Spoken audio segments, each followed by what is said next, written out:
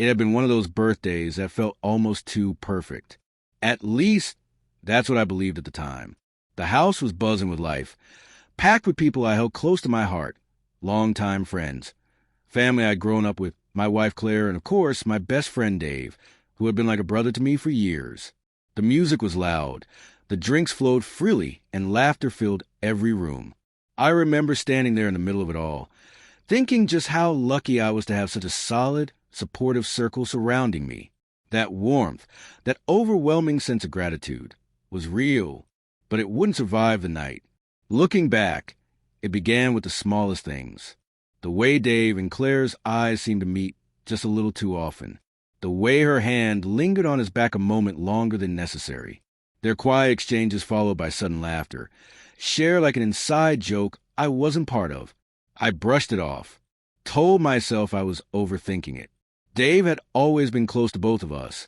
He helped me plan the proposal, stood beside me at the altar, gave the toast at our wedding. He was family, but unease crept in like a slow fog, impossible to shake. It wasn't just the two of them. I began to notice how my sister grew tense whenever Dave was near Claire. My cousin, who was usually the first to poke fun at me, seemed to avoid my eyes all evening. Even my mother, who had always loved Claire, was oddly quiet when I mentioned how grateful I was to have her in my life. I convinced myself they were just tired, that I was being irrational, letting a few drinks distort my perspective. Later that night, I stepped outside to grab something from my car. I'd left my phone on the kitchen counter and slipped back in quietly to retrieve it. That's when I heard them, Claire and Dave. They were in the guest room, speaking in hushed, anxious voices. Their words weren't sexual, but there was an intimacy that cut deeper than anything physical. Claire whispered, "He can't find out. Not tonight. Not ever." I froze in place. The words landed like a blade pressed to my spine. I could have burst in, could have demanded answers. But instead, I quietly backed out of the house, heart thundering, breath shallow, and went back outside, shaken to my core. I tried to convince myself I'd misheard, that it wasn't what it sounded like. But deep down, I already knew. Over the next week, I became a man on a quiet mission. I started piecing things together, going back through old messages, cross-checking timelines, asking discreet questions to people who had been at the party. The truth began to leak through, slow and poisonous, like something seeping from a cracked bottle, inevitable and lethal. Claire and Dave had been involved for over a year. And worse than the affair itself was the realization that nearly everyone knew. My friends, some of my own family, even co-workers. They all knew and said nothing. One colleague admitted to overhearing Dave bragging about it at a bar months ago. My cousin confessed to seeing them kissing outside a hotel once and assumed I was aware. My sister cried when I asked her. She said she tried to drop hints, but didn't have the heart to tell me outright. I didn't sleep for days. The betrayal didn't just come from Claire. It had come from the people I trusted most. People who toasted to me with warm smiles, knowing full well I was living in a lie. They clinked glasses, sang happy birthday, celebrated my life while hiding a blade in their back pockets. It felt like I had been the unsuspecting fool in some cruelly orchestrated play.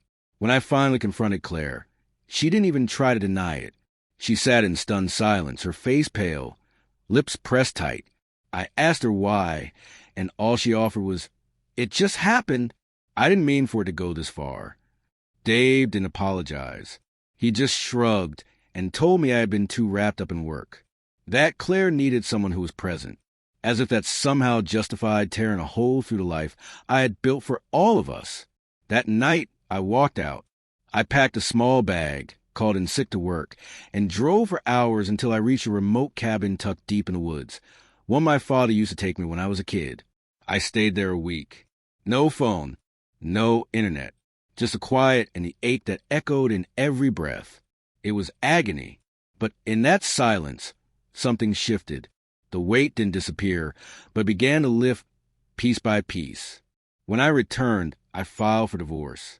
I cut ties with most of my so-called friends, leaving only a few behind. Those who reached out after everything unfolded, who either hadn't known or had been too afraid to speak up. I didn't hold them in the same contempt. Not like the ones who toasted my happiness with full knowledge of my humiliation. 6 months have passed. Claire and Dave are officially together now.